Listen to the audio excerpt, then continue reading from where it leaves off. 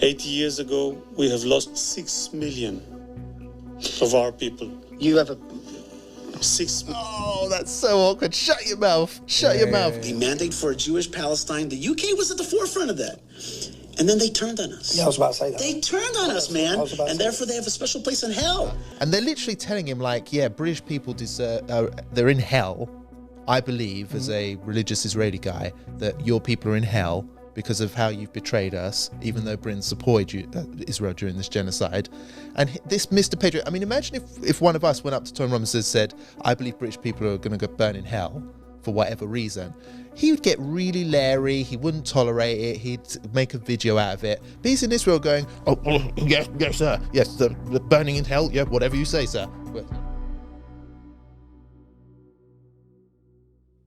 Bismillah ar-Rahman ar-Rahim, Assalamu alaikum, and welcome back to another episode of Muslims Uncensored with me, Robert Carter, and Roshan Saleh. Now, there's a lot to discuss today, and I really want to get into it because, quite frankly, I've been enjoying the news for once. I've actually been enjoying the news over the past week, Roshan, since our last show. There's some things to celebrate, some things to laugh at. First of all, what I want to discuss is the Maccabi Tel Aviv story. So, Maccabi Tel Aviv, everyone knows this is a football team in Israel with supporters who are known for racist chanting, Islamophobia, inciting violence against Arabs and Palestinians, and also hooliganism, going around rampaging through cities across Europe, beating up people, targeting Muslims. That's what they're known for, the Millwall of Tel Aviv, whatever you want to call them. They were due to have a fixture here against Aston Villa in Birmingham, a city which boasts a sizable Muslim community. It's a very pro-Palestine city, no doubt about that. And of course, locals were deeply concerned and they didn't want this team coming. Well, now we have it. The team supporters have been barred from coming. But that's not the end of the story, Roshan. The Prime Minister of this country, the British Prime Minister, weighed in on the side of Israeli fans against the interests and safety of British Muslims in order to try and force these fans to come anyway, despite the fact that the police said it's a bad idea, despite the fact an advisory group said, please don't do it, there's going to be trouble. He went ahead and decided, no, we're going to do what's right for Israel, not what's right for Britain. Then they still were blocked from coming because even Maccabi Tel Aviv themselves have said we're not going to sell tickets. There's a lot to discuss here, Roshan. Let me just get your initial reaction to this story, which we have been covering quite extensively over the past week. Yeah, so it's quite right that these fans were banned because they're hooligans, they're racists, they're Islamophobes, they have a history of violence. Their fan base is intricately linked with the Israeli state and especially what's happening in Gaza. They support what's happening in Gaza. Their slogans are vile, including slogans threatening to rape Palestinian women, to level schools in Gaza, death to Arabs, death to Arabs, Palestinians. Just the most disgusting kind of stuff. So it was quite right that they were banned. I would go further, though. I would say that the team must be banned, not just the fans. It is outrageous that Israel, which has just committed a genocide, can get to, play the normal country, the normal respectable country on the international sporting stage. Yeah, Apartheid South Africa teams were banned because of their racist policies. Russia has been banned because of the invasion of Ukraine. So it's only logical that a state which has committed genocide, over the last 2 years gets banned as well. Of course, the British Prime Minister wades in because he's in the pocket of Israel. So the Labour Party are completely in the pocket of Israel, completely in the pocket of the Zionists. They are flying in the face of British public opinion. We saw that YouGov poll. All right, so it's not just British Muslims or pro-Palestinians that are against these vile fans and this vile team coming to Birmingham.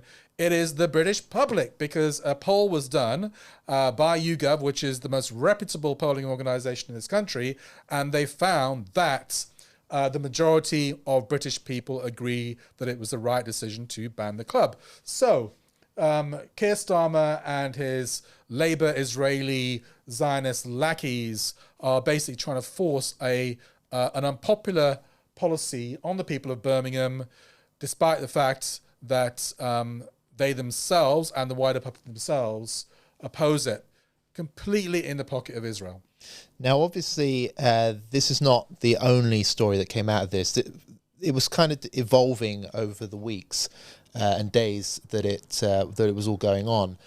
In particular, the local Muslim activism and effort being made to bar the fans and the team as well from attending for reasons as you've mentioned, and also reasons as I've mentioned, the hooliganism as well.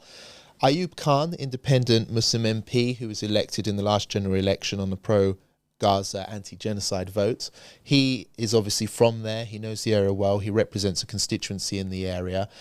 He headed the petition, which successfully led to this ban and has taken credit for it. Now, he came under tremendous attack. I'd never imagined this would happen. Not just from far-right sources or from pro-Israel circles like in Israel, but also the government, from politicians across the House. They were smearing him as an anti-Semite or alluding to it. Yeah. They were accusing him of being a racist. They were accusing him of making this all about Jews and that he had some issue with Jews, not to do with the fact that these guys are football thugs. It wasn't to do with that, apparently. It was sectarian politics. That was what was being made out about it all.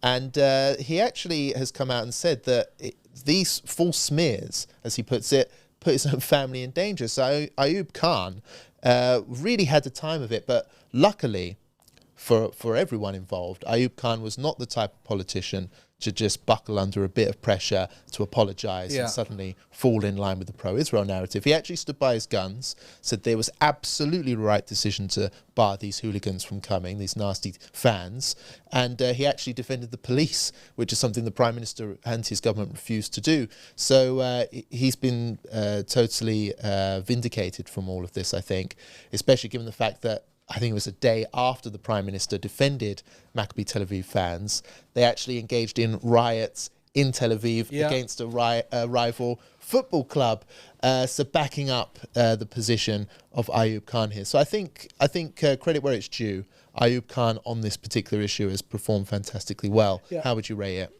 Yeah, very well. I mean, I think there's 2 points I want to make. One is that the whole reaction to this Maccabi Tel Aviv thing proves that the mainstream media and social media, they're completely out of touch with the British public, and they are ultimately foreign influence attempts to influence and manipulate the British public.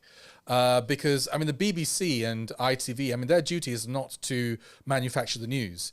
It is to report the news. And if they were reporting the news, they would have reported it fairly from all sides' points of view, and reflected the fact that British public opinion was pro this ban, but they didn't.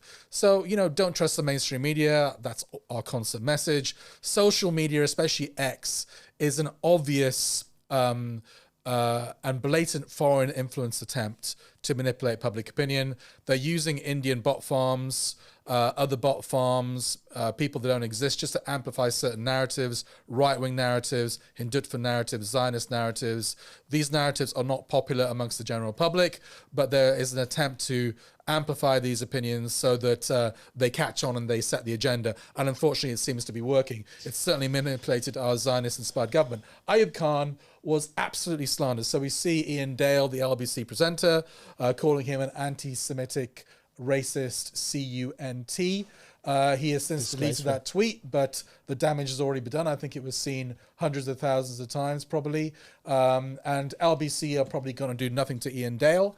You know, nothing to see there. He's just he's just basically slandered an MP.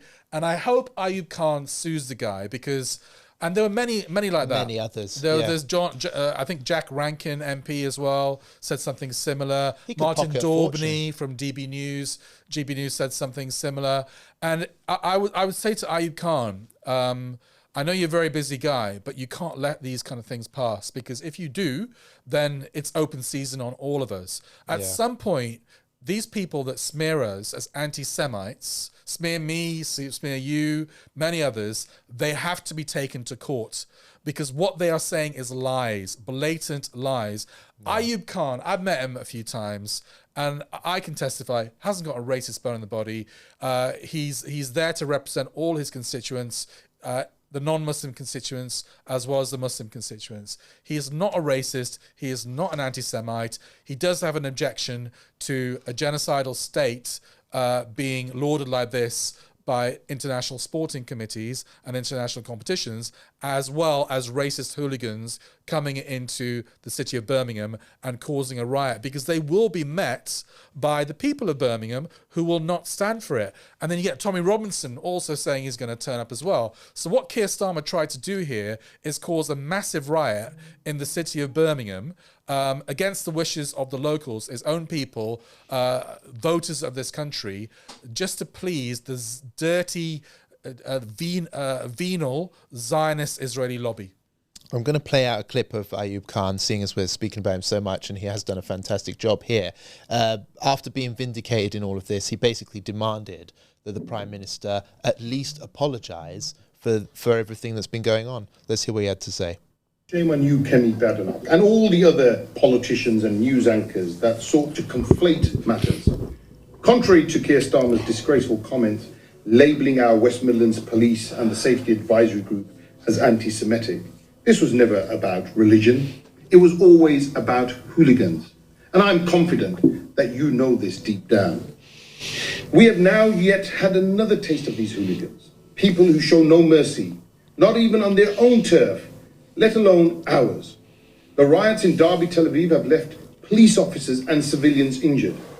I will continue to support our Chief Constable and the decisions he makes, even when everyone else chose to throw him under the bus. It was shameful that not a single politician here in Birmingham, bar me, stood by his decision and that of the Safety Advisory Group. The disgraceful and libelous and irresponsible comments made by some politicians have put me and my family in danger. Those that seek to sow division, know this: you will never succeed. I will always stand up for what is just and right without fear or favour. Keir Starmer, you owe an apology to our Chief Constable. I think, two things I want to say about this. Number one, well done to the Muslims of Birmingham.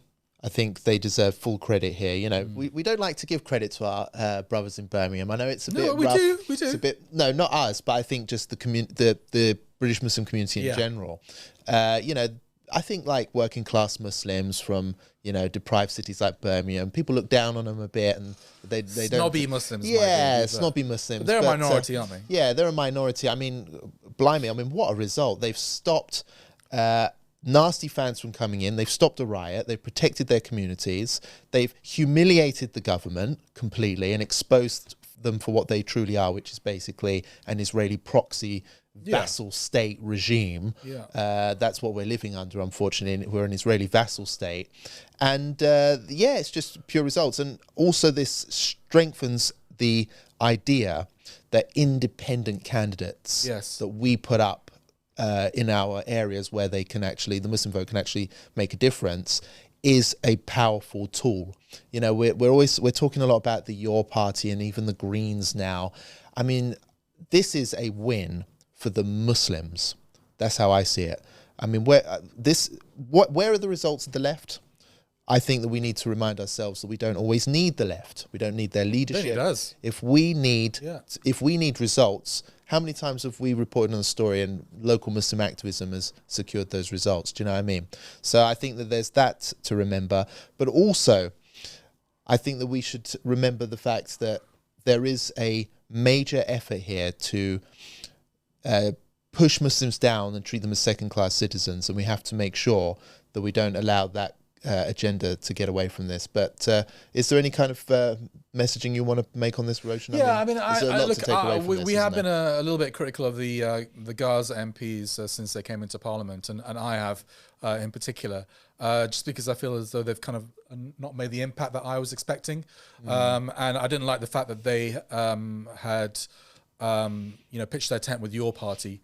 I felt that they were elected as independents and they need to stick to that, not join some socialist party, and they don't have a mandate to do that. However, Ayoub Khan's done a sterling job here in Birmingham, and he stood his ground, and all his messaging has been absolutely spot on. So complete solidarity with Ayoub Khan. I think he's been treated absolutely outrageously by by these slanderous media personalities and politicians, and I hope that they get silenced. I'm looking forward to their groveling apologies, and I'm looking forward to them seeing financial and feeling financial hurt, because they need to be taught a lesson, and a simple apology and a deleting tweets is not good enough.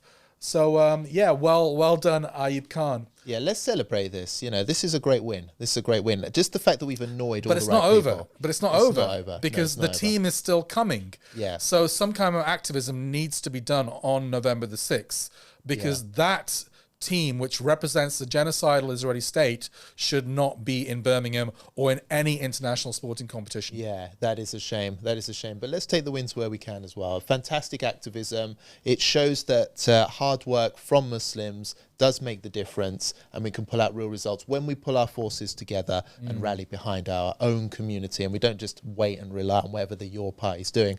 I mean, it's funny, isn't it? What's happening with your party? A socially conservative person actually did a good job. Who would have thought it? Not Zara Sultana. You know something I wanted to say as well is that Labour's finished in Birmingham. I hope so. I mean, really hope so. if you didn't need any more persuasion after a genocide, them supporting a genocide, then this should be it. Basically, they chose the Israeli state over your safety, the people of Birmingham. Yeah, literally. Shabana Mahmood is toast. The Home Secretary, I'm sure she's toast at the next election. I hope so. I just hope that your party, there was a poll that's saying your party would win if they stood there.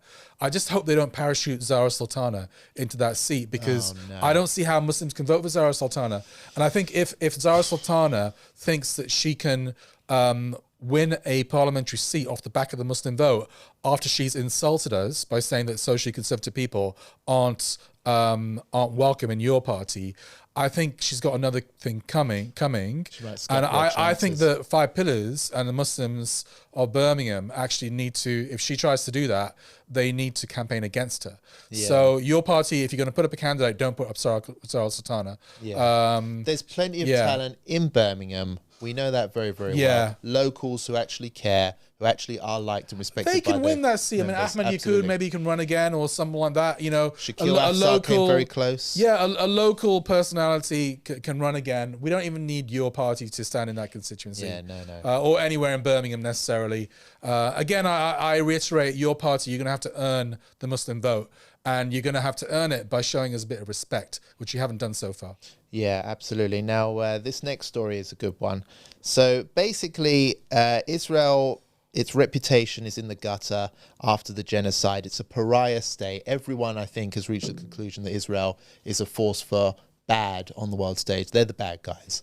Now, in their desperation, they've kind of pulled all of these influencers and far-right types from Britain and America on one of their propaganda tours, their indoctrination tours.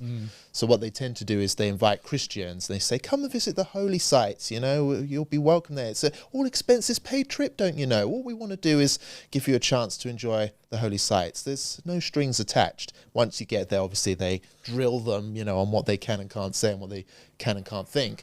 But this one's interesting because our dear mate Tommy Robinson, brilliant patriot in Britain, has gone there, and normally he's leery, he's loud, he doesn't let anyone talk to him without swearing and shouting back at him or lumping him in the face. But he's gone there and he's basically been spoken down to, humiliated, told off by what appears to be his sponsors now. It's like they've told him that Britain has a special place in hell. They've told him that we don't trust you, but you're going to have to kiss the ring and do as we tell you, and then we will. And he goes, oh yes, and he's looking very awkward the whole way. But loads of funny clips have been coming out. We'll see if we can go through and react to some. So this was a bizarre moment when Tommy Robinson interviewing, I think, some kind of government minister. He's the Speaker of the Israeli Parliament. So he's a big shot in Israel. Big shot in Israel. So this is an official Israeli sponsored trip.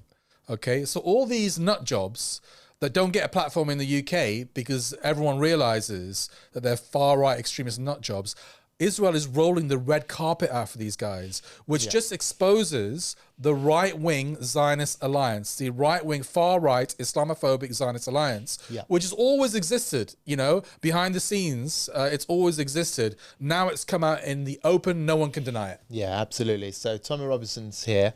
He was interviewing him. And the guy was obviously, I think this was staged, very scripted. Right. Obviously, the guy's leading the way. Tom Robbinson's just standing there awkwardly holding the mic. He tries to introduce a book or something, and he gets bapped away like a little poodle. Don't you talk. Let's have a look. I haven't seen this. Yeah, this is brilliant. So let's go. I think it's about 40 seconds in. Or will they cave in? Because when the immigrants come in small numbers, they seek to assimilate. When they come in large numbers, they seek to dominate. Can I just stop that? That's slightly ironic what you say. Like, I mean, can you think of an incidence when immigrants came in large numbers to a certain country against the will of the local population? Can you think of a country that happened? Yeah, they destroyed everything. Oh yeah. And then they took it over. Oh yeah, that reminds me of Israel, doesn't it?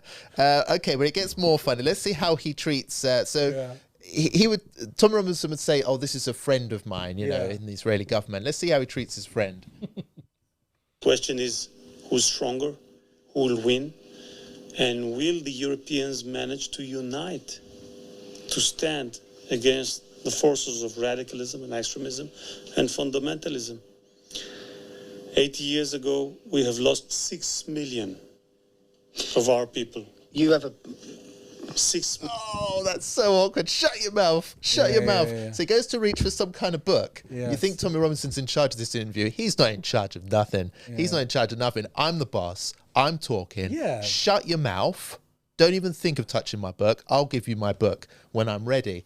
And he just sits there. Excuse me, sir. They've obviously brought Tommy Robinson over to be their little lapdog. To be their little mouthpiece. Absolutely. But the funny thing is, Roshan, like, you'd think in private they'd discipline him, in private they'd whip him and be like, "You idiot, you shouldn't have spoken like that at the protest. We're trying to groom you for higher things, you idiot." Public. But no, it's public humiliation, possibly part of their sort of satanic ritual, I don't know. They're trying to like put him in his place. This British patriot. Just remember who really rules the show. I'm sure they have complete contempt for him, by the way. Complete contempt. But he's a useful idiot, isn't he? Absolutely. And, Well, it gets worse, Roshan. So I've got more examples here. This is not just one of my, conspiracies or whatever it is. It's not a Robert conspiracy. So here's another guy, some Israeli guy that he's interviewing. I'm not sure who he is exactly, but he was lecturing him about how he's lecturing Tommy about how he loves Britain, or he did, but because of how Britain has somehow betrayed Israel, British people have a special place in hell. And then Tommy Robinson just sort of sits there awkwardly going, "Oh, well, yeah, I suppose so." The UK has got a special place in my heart because on the one hand, they really helped give birth to the Jewish state in World War I. The Balfour Declaration, the San Remo Accords, the mandate for a Jewish Palestine, the UK was at the forefront of that. And then they turned on us. Yeah, I was about to say that. They turned on us, man. And therefore they have a special place in hell for turning on the Jewish people. You were like doing this great thing. You were helping Israel be reborn after 2,000 years of exile. And it was, it was a biblical value. It was also a defense for a UK value, but it all turned on us. So yeah, another awkward moment that went viral. So this guy is sitting there telling someone who's supposed to be the proud defender of Britain and all of its heritage and traditions, and he's being told by this guy, "You guys have a special place in hell. You guys have a special place in hell." You're going, "Well, yeah, I suppose so, yeah." But it still goes on. There's more clips. This one went viral as well. These two pro-Israel types. I recognize one of them. She's a presenter here, I think.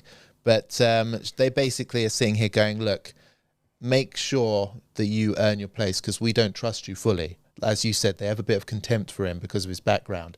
And then he sits there trying to justify himself so much. He's like, "Oh, I've been to the Holocaust Museum. I've received the propaganda. I promise I'm going to change. I'm going to do as you say." Let's play it out and see what he says exactly. understand, though, that people may have some skepticism or even paranoia. I mean, you know the history of the Jewish people. It's thousands of years of discrimination. It's the BNP, it's, you know, the Cable Street riots, all of these things. Do you understand where that skepticism could come from? I done the Holocaust Memorial Museum today. I understand it a lot better now. You do? After that, yeah. I understand why members of the Jewish community get so, whether it be protective, passionate, angry, upset by anti-Semitic tropes. Because things have been said before that, and I think, really? What are you talking about? Why are you getting so upset about that? But after doing the tour today, I understand a lot better from that. In the sense of the dehumanisation, it wasn't just start murdering Jews, it was a propaganda for years. Started with words. To get it into a position. So I understand it better after today. He's a bit thick, isn't he? He's in the head teacher's office. They're telling him off. All these government ministers and whatnot are saying, are you going to do as you're told properly? You know, are you going to do exactly as we tell you to do? And he's going, yep, I've been to your museum. I've received the propaganda manual. I'll do exactly as you say. Yes, mum. No, sir. Whatever. And they're literally telling him, like, yeah, British people deserve, they're in hell. I believe, as a religious Israeli guy, that your people are in hell because of how you've betrayed us, even though Britain supported Israel during this genocide. And this Mr. Patriot, I mean, imagine if one of us went up to Tom Robinson and said, I believe British people are going to go burn in hell for whatever reason. He would get really leery. He wouldn't tolerate it. He'd make a video out of it. But he's in Israel going, oh, yes, sir. Yes, the burning in hell. Yeah, whatever you say, sir. Well, yes, sir. Yes, sir. Just follow the money, Robert. I mean, you know, this is the first time that I think he has been to Israel before, but this is the first kind of high-profile, state-sponsored tour he's been on. But he's always been funded by Zionists. The money that has propelled him into this stardom and keeps him in the lifestyle that he's accustomed to, foreign travel, luxury, everything. It's funded by Zionists, and American Zionists specifically. I think The Guardian or The Observer has done exposés on this, and they link his meteoric rise and his cushy lifestyle to Zionists in America who are pro-Israel. So it's all linked, Robert, and it's Tommy Robinson is a foreign influence attempt. Britain, the British government are always going on about Russian influence over the UK or Iranian influence, etc., etc. Yeah. What about Zionist influence? Or Israeli influence. They are literally trying to manipulate public opinion in this country using useful idiots like this guy. Yeah. And the thing is, like, okay, if they pay someone to push their propaganda, that's one thing. You know, I think a lot of people do that, frankly. But this guy is dangerous. He incites. His supporters engage in He's a criminal. Violent, yeah, his supporters engage in violent hooliganism, like Maccabi Tel Aviv fans.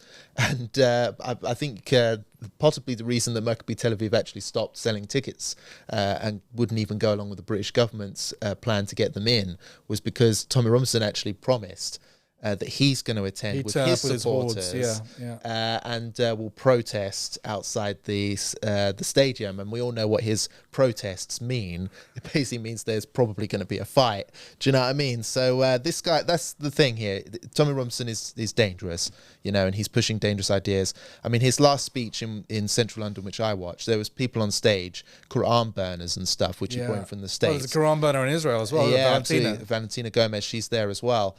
She was literally saying to people, and there were kids in the crowd, you need to fight a crusade against Muslim rapist invaders who are going to basically incitement rape to violence. Absolute incitement to violence. And what did the Labour government do? Totally let her pass by without incident, gave her a visa, and she'll probably come back, to be honest with you. There is another clip here I want to react to. Again, it's on the Tommy Robinson thing. It's a little bit of a different angle now. So as part of his propaganda tour, where with no strings attached, they're not going to expect him to do anything when he comes back, I'm sure.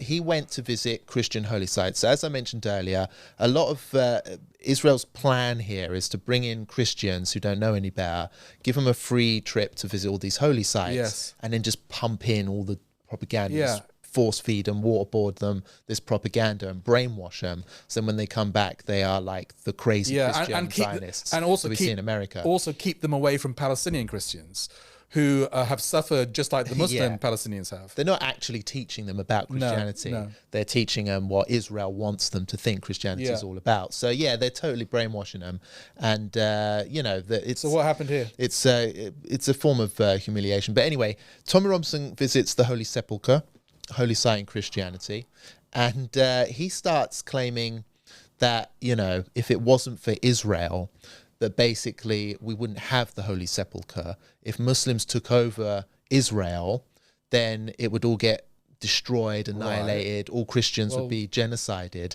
I know what you're thinking. I won't say let's react to this. I'll just let it come from the donkey's mouth before we react to it. Then he was literally laid on. Jesus was crucified in there. Then he was literally laid on this concrete slab here. And then we've just been to where he was buried. Obviously, his body's not there as he rose again. But as we're in Israel, and I would recommend any Christian to do it, there's just not enough time whilst you're here as well to see all the sites, the Christian sites, the historic sites. It's an unbelievable place to come. We're in the walled city of Jerusalem, which the history here as you go through it, it's just I'd recommend it to anyone. If you get a chance in your life, you have to visit Jerusalem. But also, without making it too political, you probably wouldn't be able to visit this if this wasn't under control of the state of Israel. We probably wouldn't have freedom of religion for Christians here if it was in the hands of a caliphate or jihadists or Palestinian Authority or Hamas or any of those things. So it's incredibly important that these historical religious sites are kept open and people have their freedom of religion. In this church, there's 5 different denominations. Well, don't say that. Denominations. There's 5 different denominations in here. But yeah, go on, Roshan, react to this. I've got a lot to say as well. So basically, according to Tommy Robinson, if the caliphate ruled over Palestine, or if the Palestinians were in charge, there would be no Holy Sepulchre. You wouldn't be allowed to practice Christianity. You wouldn't be free. What's your response to that? I don't know when the Church of Holy Sepulchre was built. I think it was there when the Muslims took control of Jerusalem. Yeah. And it predated the Islamic liberation of the Holy Land. However, it has existed throughout that time. So under the majority of its existence, it actually was under a caliphate, a Muslim caliphate, and there was freedom of worship. So he's just being a bit ahistorical there. But I mean, the main point I want to make is ahistorical. I think he's being a shit journalist, a shittier historian, and he doesn't know a damn thing he's talking about. But it's I mean, Tommy Robinson suddenly found God. I find it very hilarious. I mean, I've been following his career.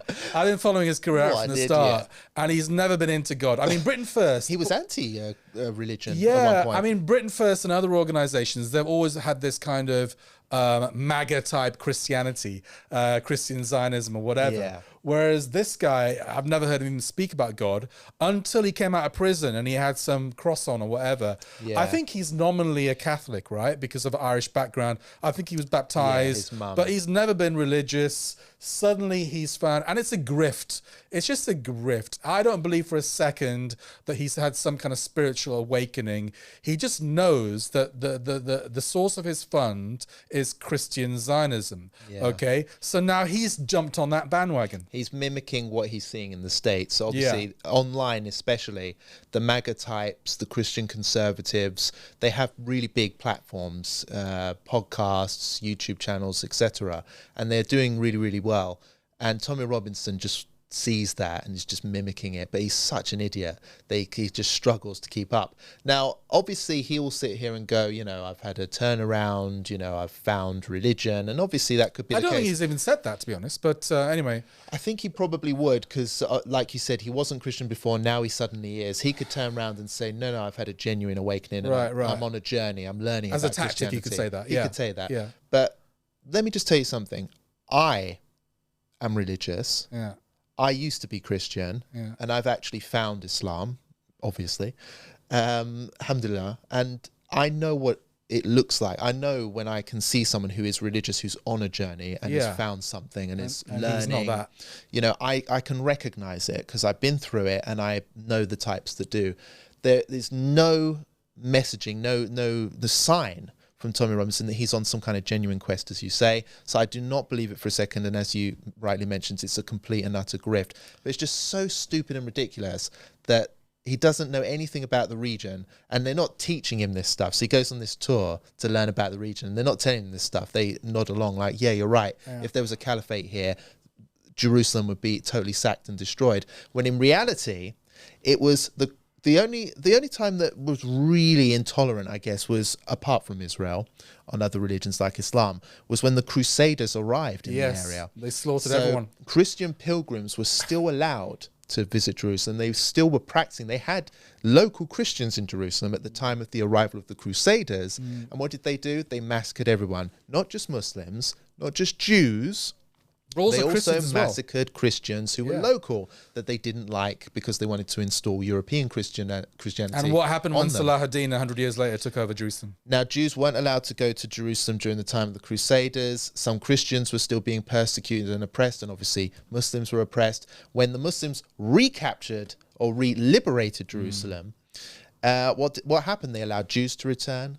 They allowed freedom of religion for Christians as well. They didn't bar Christians. They didn't even massacre the Christians who were held up, the Crusaders that were held up in Jerusalem. They released them on peace terms and said, you can leave the city peacefully without your arms and we'll just peacefully capture the city, which is exactly the tradition as it was originally given by the Sahaba. When the Romans were defeated in Palestine and Islam came and took the Holy Land, again, the same story you had the Romans saying, oh, I suspect you'll be pillaging Jerusalem now and all Christians will have to leave, right? They said, no, who gave you that idea? Well, I'm sure that's what Muslims are here for. And they go, no. They didn't even pray. So the caliph at the time, Omar, radiallahu anh, was offered the chance, because he was so nice, kind, generous to the Christians there. They said, won't you come and pray in our church? Yeah. Muslim-Christian solidarity, it's a great thing we could do for you. He said, no, because I know what will happen after that is that Muslims in generations to come will come and they'll take over your church. They'll make it into a mosque. So I will pray somewhere else. And he did. So there is a long tradition of hospitality and protection of religious minorities, including Christianity and Judaism, within Islam, and it all happened under the Caliphate, baby. It all happened under the Caliphate. And I think that it's about didn't happen under the Crusader state. I think it's about time that Christians around the world, made more of an issue of how their religion is being hijacked by these extremists. Just use are we gonna see the Muslim clip as well? Oh yeah, maybe I think it's worth watching. I almost forgot about that. So maybe you want to introduce it while I bring it up. Well, no, Tommy Robinson went into a Muslim area of Jerusalem, and he says allegedly that he spoke to locals and they were all praising Israel, which I just don't believe. I think he's just making it up. But he found this guy from Leicester with a gun in their back, maybe. This Imam from Leicester, apparently, big beard. He's pinned it to the top of his profile. Unfortunately, I wasn't going to play this out because I didn't want to embarrass the brother. Because what he says is frankly quite embarrassing. He has embarrassed himself. But it's gone so viral everywhere that I think the brother actually needs to come out and clarify his comments because he's saying things which are frankly horrible to hear. Should we just play it out? Yeah, so this is an Imam from Leicester, apparently. I don't know his name or anything, but here he is having a good old chinwag with Tommy Robinson. Yeah, Britain's biggest Islamophobe. Nice to meet you. What's your name? Shook his hand. Omer. Yeah. Omer, we're obviously in Jerusalem. Yep. We're just understanding the complexity of the Jewish side and the Muslim side. Yeah. What's your view as a British Muslim on the state of Israel? I have no issue. As long as people are living in peace, if they have their side, they have their country, and the Palestinians have their own kind of safe spot where they can live freely without under any oppression or any injustice, then I think this is the solution for peace in the Middle East. See, I wasn't expecting to hear that, because I didn't expect to hear many Muslims that would recognise the Israeli state. Okay. No, I have no issue. The Israelis, they've been living here for thousands of years. They have a rich history in this part of the Middle East. Where are you from, bro? I'm from Britain. Whereabouts? Leicester. Leicester, okay. Yeah. And if they want to live in this part of the country, in this part of the region of the world, then they can. But what the issue of the mainly Muslim majority population is as long as they live in peace together, as long as there's not this oppression and injustice taking place, then we have no problem. What would you say if you look at throughout Muslim history, you'll see that when the Crusaders came, then Jewish people expelled from Jerusalem. But when the Muslims ruled, then the Christians, Muslims and Jewish people lived in peace and harmony. As long as they paid the jizya? Of course, as long as they paid the tax, which we live in Britain. As long as they were subjugated? No, as long as they live freely. If you read history, there was no oppression, there was no occupation. Providing they paid special money for protection? Just like we do pay our taxes. But the Muslims didn't have to pay the same tax? The Muslims have to pay extra. They have to pay zakah, they have to pay ushr. Charity towards Muslims? No, that goes to the community, Baytul Mal. That goes back to the same concept of taxes. Can I ask you, so what would you say if I've just told you I've walked along this shopping street in the Muslim quarter, I've spoke to many Muslim business owners who said they love the state of Israel? Yeah, that's fine. But that surprised you? It surprised me. I don't think so. But they said they're happy living here and they haven't faced discrimination and they feel fairly treated under the state of Israel. That's perfectly fine. As long as they're happy, they're living in peace and security, I see no issue with this. This is a 15-minute interview, so it goes on for some time. I haven't even watched all of it. I don't even know if he said something even worse than that. I mean, the points that he was making about the Crusaders that you made were actually good points. So he made a few good points there, but obviously giving the impression that everything's hunky-dory and as long as there's peace and whatever, and we have no issue with Israel. I mean, these are the wrong messages to be given out. And I just think he's a young imam probably that doesn't, I'm giving him the benefit of the doubt here. He should never have given an interview to Tommy Robinson. Gosh. I think he needs to clarify what he's saying, because this has gone all around the world. And I hope that when he comes back to the UK, he reflects on what he said and he clarifies. I mean, this is a mess. I mean, I don't know. I mean, sometimes people trying to do dawah will do things which on the surface may seem odd, like they'll talk to people or go on platforms where you think, what on earth are they doing on there? And then you go, we're doing dawah, so although it's, it seems awkward. Well, do it behind the scenes then. Don't do it in front of the camera. Yeah, but even then, I mean, this is an appalling attempt at dawah. I mean, he's, like you said, he's basically saying that Israel's fine, and then he's sort of saying as long as Palestinians have their own little bit where they're sort of not being oppressed. I mean, what are you talking about? This is not dawah. This is like insanity. Do you know what I mean? And it just looks like, and Tommy Robinson's there is mugging him off. He's like coming in with the old jizya tax points, and he's like, no, I don't mean that. But I think he responded quite well to that specific point, because he says that ultimately they pay jizya, but we pay zakah. They don't have to pay zakah, and zakah is more than jizya. But anyway. I mean, it's, I don't know, man. I mean, I prefer to listen to the whole 15 minutes before I hang, draw, and quarter this guy. But I think some of the messaging he's giving out is terrible, because we do have an issue in Israel. We have an issue with Israel. They came and stole the land, ethnically cleansed it, chucked the Palestinians off, sustained themselves through war, oppression, occupation. We have an issue with the state of Israel, and we will always have an issue with the state of Israel until it no longer exists. That's the reality, and that's the messaging as Muslims that we have to give out, and we're proud of that messaging. Okay, we're proud of it. Yeah, absolutely. Because it's true. It's the huck. Yeah, absolutely. Yeah, it's a bizarre one. So yeah, let's see how it goes. But I think it's going viral now. Tommy Robinson has pinned this to the top. I mean, how it's not really, because it's bolstering his narrative, isn't it? It's bolstering the narrative. That's I'm not anti-Muslim because here's a Muslim. I mean, how is that a proud moment for you, Imam? Do you know what I mean? Like, Tommy Robinson feels so happy with the interview. Well, you should never give an interview with Tommy Robinson that isn't confrontational. Yeah. If you're going to have an interview, have a verbal fight with him. Okay, that's the only excuse to have an interview. Not to have a pleasant conversation, because this guy, really we know what his agenda is. Yeah, And he's not a sincere actor. Yeah, he's been like really respectful to him, and I don't know. What can I say? I just think that in a way I feel sorry for the Imam, because now this is going to be on his reputation forever. I mean, I not guess if he clarifies, and he needs to clarify, I think. Yeah, I guess so. We'll give him that opportunity. Come on, 5 Pillars, Imam, and whatever your name is, wherever you're from, you have the opportunity to come on and clarify what you said. Yeah, fair enough. And retract what you said. Yeah, maybe. Okay, I guess what you're saying. Let's take it easy. I haven't actually seen the full clip. Maybe he suddenly pulls it around in the end. We'll have to watch it and see. But it's going around. I think a lot of people are initially seeing this and getting a bit upset by it, which, again, is quite understandable. There's just one other thing I want us to react to before the show ends. There's Talk TV presenter Mike Graham. who has been suspended after what was it? A Facebook post came up where he caused a lot of fuss. I mean, it was basically a racist post, vile racist post. It's caused his suspension. Now he has pleaded his innocence. He said, "No, my account was hacked. My account was hacked." You know that thing that we all say when you accidentally post something that you regret, and then everyone condemns you for it. And you go, "Oh no, I was hacked. No, I was hacked. It wasn't me. I promise. It was just a hack." Yeah. Now he's suspended. Everyone's commenting about it, but this is a vile individual. I mean, Talk TV, they love to scrape the bottom of the barrel for their presenters, don't they? I mean, they've got some real vile types on there. Mike Graham was too nasty even for Talk TV. My goodness, if you're suspended by Talk TV, you got to do quite. I was surprised they suspended him because this is quite normal for Talk TV, isn't it? Yeah.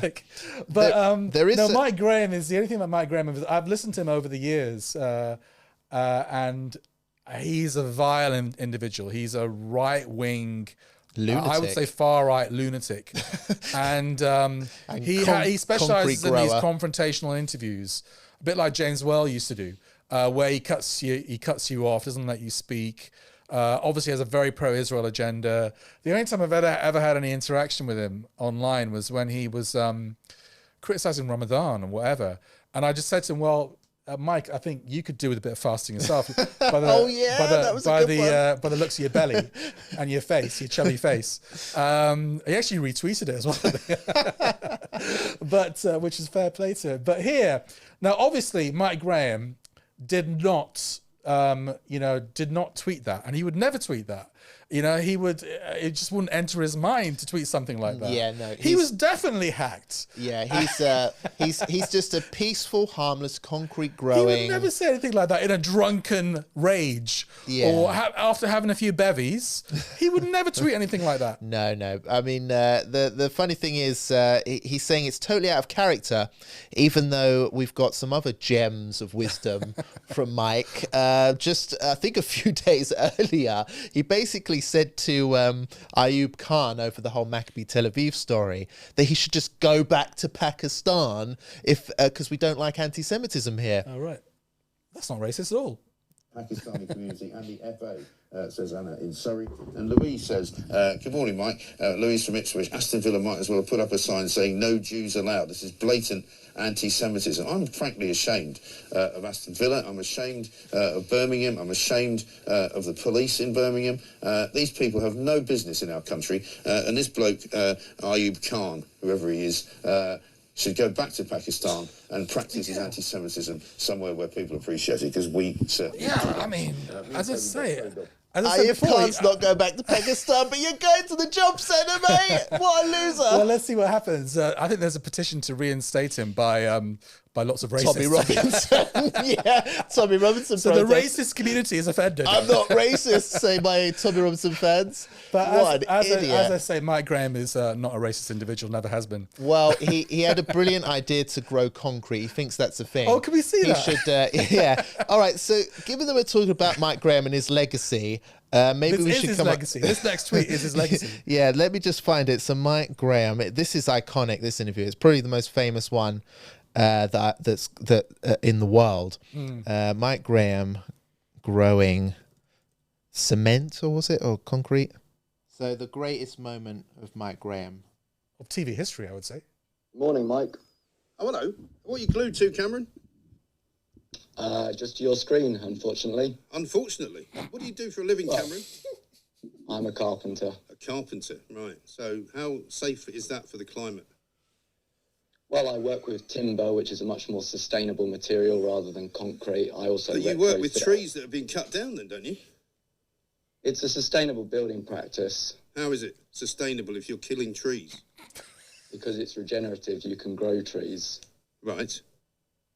Well, you can grow all sorts of things, don't you? Well, you can't grow concrete. You can.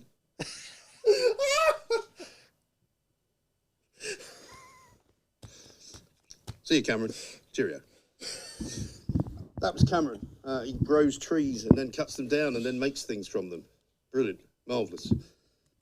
What an idiot! So that's Mike Graham. God. So he'll be missed. Mike Graham, yeah. He'll be sorely missed from Talk TV. Yeah, we will miss his intellect dearly so.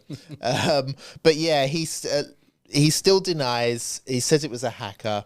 I deny. I don't know. But yeah, let's see how that goes. But yeah, Mike Graham, funny guy, Mike Graham. Anything else today? There's probably other things, but I can't bother talking about it. You just want your lunch, don't you? No, there is one very quick story. Right. The Islamophobia definition reportedly being dropped by the Labour Party. I don't know what to think about this. What do you think about it? I'm confused on it. Basically, this Islamophobia thing's been going on forever. I don't think it's ever going to get bloody defined. Do you think it matters? I think it does in the larger scheme of things, but the issue is that I think even Muslims can't quite agree on whether they want Islamophobia or anti-Muslim They can't, hate. no. So to be honest with you, I've kind of reached the conclusion that I'm just going to let someone else deal with it, to be honest with you. Do you know what I mean? No one's going to get this done. But the issue here is that we have a Labour government that says it's supposed to be friends with Muslim, and it clearly isn't, and it's buckling under right-wing pressure. The reason it ditched this Islamophobia definition is because the right wing didn't approve of it, because they want to slander Islam. That's so why. brothers and sisters, I know in the next general election people are going to move on and forget things, and you know what Muslims are like. They're going to be busy cooking up dinner or whatever, but they're going to target the community again. Do you know what I mean? The Labour Party is going to target the community and say, we are your friends, we're going to keep Reform UK out, you have to vote for us, and if you don't, Reform UK are going to get in. Remember, they're basically as good as having Reform UK in, because they dance to their tune anyway. Do not go to the Labour Party, and Muslims who are still in the Labour Party at this stage after the genocide, after all of their weakness, cowardice, and the fact that they turned on your brothers and sisters in Birmingham and backed thugs coming over here as opposed to keeping them away from our brothers and sisters in the street at a time when we're already under attack, please get out of this mindset of being party loyal and that somehow you can reform it from the inside. This country doesn't allow the establishment parties to be reformed from the inside. We saw that with Jeremy Corbyn. So get away from them, start backing your community, and as we've seen from the Maccabi Tel Aviv stuff and Ayoub Khan and his success, we can do this on our own. We are good enough. We have Allah, we have Islam. That's enough. And if Allah decides to challenge us with a Reform UK government, so be it. So be it. This life is not meant to be easy. We have to get out of this mindset that we can fix everything. It's up to Allah at the end of the day. But what we can do is defend ourselves, stand by ourselves, and empower ourselves. That's what this should be all about. That should be the priority for me. I saw a podcast with Dilly and Muhammad Jalal, Blood Brothers, a few weeks ago. And I thought it's a podcast that anyone's interested in politics and British politics, you should watch, brothers and sisters, because what Jalal was saying there is that our attitude, British Muslims' attitude towards politics, should be a transactional one. And I agree 100%. There should be no party loyalties at all. We basically will vote or not vote, if we're going to vote, because sometimes I feel it's better not to vote. But if you are going to vote, you vote for parties and candidates that are going to give you something, okay? That are going to advance Muslim causes in some way. And if they don't, you don't vote for them. Simple as that. There's no such thing as party loyalty. On this Islamophobia definition, just to end, I mean, I think there's two arguments. One is some people that are promoting the Islamic definition as being anti-Muslim hatred. They're saying that, if it's anti-Muslim hatred, it will lead to more prosecutions. Because Islamophobia is not a definition that's recognized by law. So in practical terms, it's actually better to be anti-Muslim hatred. Others are saying, no, it should be Islamophobia. It's always been Islamophobia. They're trying to police our language. Their hidden agenda is they want to keep on slandering Muslims and Islam, and that's something that we don't want to happen. So I'm a little bit torn between those two arguments. I also think that it may not matter too much, but the group that's deciding this is a group full of problematic individuals. It's headed by a Tory MP, or former Tory MP, Dominic Grieve. It's got people like, it's got problematic people on the board. I can't remember their names, but they're all people that they're Muslims who have a history of targeting other Muslims and Muslim organizations. So I just don't trust this group to come up with a definition that represents the Muslim community. But a part of me thinks, who cares? Is it really important anyway? I'm not sure if it is. Yeah, exactly. I just think, you know, after seeing how things have turned out over the past week, it's reminded me that we need to really entrench ourselves in our own community, I think, and just give up. I mean, the establishment, they don't care for us. The government hates us. Israel is killing us. It's tempting, Robert. So, yeah, but at the same time, the counter argument, I mean, I agree with that. It is tempting just to kind of retrench into your Muslim bubble. But at the same time, we live in the reality is we live in a vast majority non-Muslim country. And if we want certain things to happen, which are to our benefit, then there has to be some level of interactions with non-Muslims. I mean, even on the level of dawah, there has to be interaction with non-Muslims. Yeah. But the thing is that interaction has to take place where we're not compromising our values. Yeah. We're not becoming like Zara Sultana, like Sadiq Khan, like Hamza Yusuf, the Scottish guy, you know, and literally jettisoning our values. So as long as it takes place, that respectful conversation and interaction takes place, respecting absolutely. the Islamic framework and red lines, there's no issue with it. Yeah, that's it. I just think that, you know, we need to speak from a position of strength, and we can do that if we sort of organize ourselves and, you know, have our own community strategy rather than just kind of like, what's the left doing? What are the right doing? Can we get into the halls of power? Can we lobby the government? You know, I just think it's been tried before. That's our 5 pillars anyway. That's what our focus is. It's empowering the Muslim community. It's, as I always say, it's making Muslims more Muslim and making non-Muslims Muslim. That's our strategy, basically. Or that is our wish. Obviously, we're not going to do it by force, but we're going to do it through the power of persuasion, inshallah, delivering the message clearly. That is our job. And I think it's like what you said before, you know, life is not meant to be easy. And if we're delivering the message, just like Rasulullah sallallahu alaihi wasallam, he delivered the message, and there was pushback against that message from the non-Muslim society in which he lived. And that is going to happen here, and we can't really avoid it happening. And if we're going to seek to prevent it from happening by jettisoning our own values, then, you know, it's, you know, we're endangering our own akhirah. So there is no easy way of doing this apart from just delivering the message clearly with wisdom, with hikmah, but expecting some pushback and recognizing that our role here is not to become economically comfortable. Our role here is to deliver the message of Islam. Yeah, inshallah. Well, brothers and sisters, I hope you enjoyed the show. I know I certainly did. And make sure you leave your comments in the comment section below, because it helps immensely. And we do like the feedback and also respond to some of those comments as well. I think the show is doing well, and we're continuing to grow it. There's going to be a bit of a gap. I'm going to be in the States, so don't blame me, brothers and sisters. We have a lot to do. We are doing a lot of reporting, and I'll be traveling as well as other members of the team. So do please stick with us. We will be back as soon as we possibly can, and do like and share the show as well, because it helps us to grow our audience and fan base too, inshallah. But please like, share and subscribe. Helps the channel immensely. And until next time, Assalamu alaikum. Assalam for now.